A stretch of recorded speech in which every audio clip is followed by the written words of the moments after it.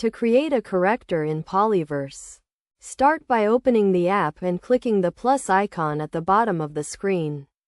A window will open, allowing you to select the character type. You can choose a regular character, a multi-role character, or a character based on a specific show. If you opt for the show-based character, you can select from various options, such as My Hero, Cadmilla, Sprungy Marble Universe, Demon's Lair, or browse through more options to view all available shows and enemies.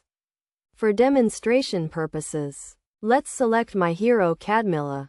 Next, upload the character avatar, which can be created using AI by providing a reference image. Selecting an avatar description, choosing a gender, and picking an image style.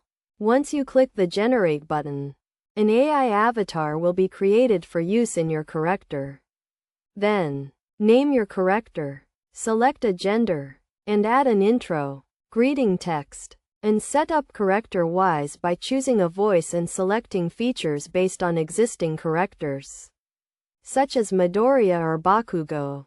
You can also define the character's role in the story, filling in details like battling hard and mentoring a dark villain with a tragic past, and select relationships. After completing these details, click the Create and Chat option to bring your character to life.